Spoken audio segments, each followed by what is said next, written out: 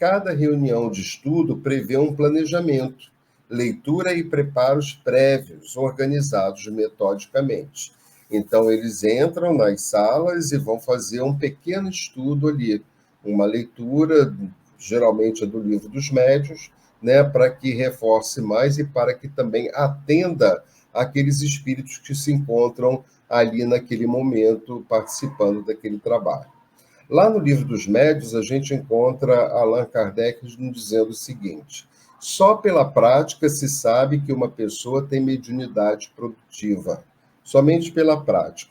Nenhum diagnóstico se pode inferir, ainda que aproximadamente, que alguém possua esta faculdade. Ou seja, as pessoas chegando a casa, a gente não deve dizer, você tem mediunidade, você tem que trabalhar, você é isso, você é aquilo. Não, isso daí vai ser com o tempo. A gente vai percebendo, através dos sinais físicos em os quais algumas pessoas julgam ver indícios, nada tem de infalíveis.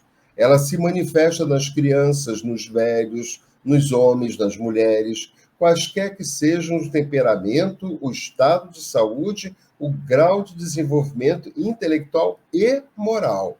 A mediunidade, ela não guarda relação com a moral dos médiuns. Só existe um meio de lhe comprovar a existência, que é experimentar, né?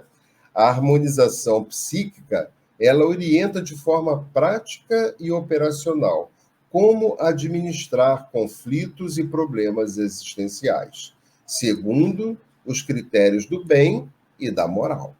A pessoa identifica em si mesma força necessária para vencer os desafios da vida, fortificando a vontade e estabelecendo prioridade de como agir na presente encarnação.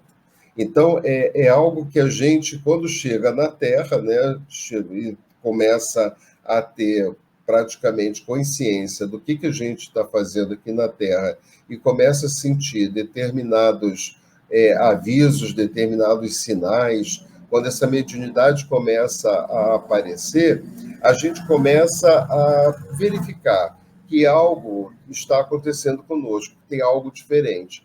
E isso tudo faz parte da nossa programação. Eu, até os meus 30 anos, eu desconhecia, não sabia o que era nada disso, não conhecia absolutamente nada disso. E já tinha uma mediunidade, que, segundo fui informado depois, já bastante, né, pronunciada, que me permitia fazer uso dela para os trabalhos na casa espírita. A percepção favorece o autoconhecimento. Quando a gente fica percebendo, quando a gente presta atenção, quando a gente observa, essa percepção favorece o autoconhecimento e o conhecimento do outro. A pessoa aprende a ser mais prudente, mais reservada, analisando fatos e acontecimentos com muito mais profundidade, né? Quando essa mediunidade ela começa a exercer a sua função aqui, como espírito encarnado na Terra, atendendo às tendências que a gente tem que atender para fazer um bom trabalho, a gente começa a ficar mais perceptivo, a gente começa a ficar mais observador. As coisas começam a ficar mais claras para todos nós, né? Porque mantém-se atenta ao julgamento de pessoas e fatos, não se deixando levar pela impressão de primeira vista.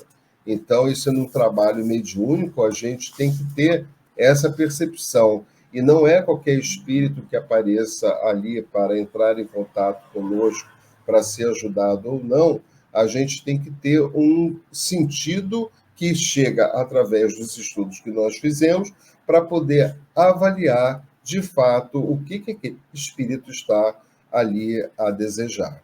Médium algum se perderá nas vielas do desequilíbrio se estabelecer para si mesmo um programa de renovação.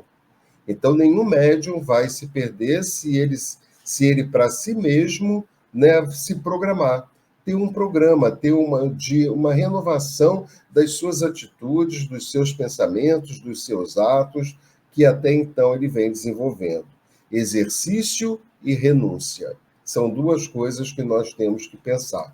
ou seja, exercitar bem a nossa mediunidade, e essa renúncia que ele nos traz, né, para que a gente possa também integrar isso aos nossos dias, é a renúncia das coisas materiais, daqueles vícios que a gente carrega há tantas reencarnações, né?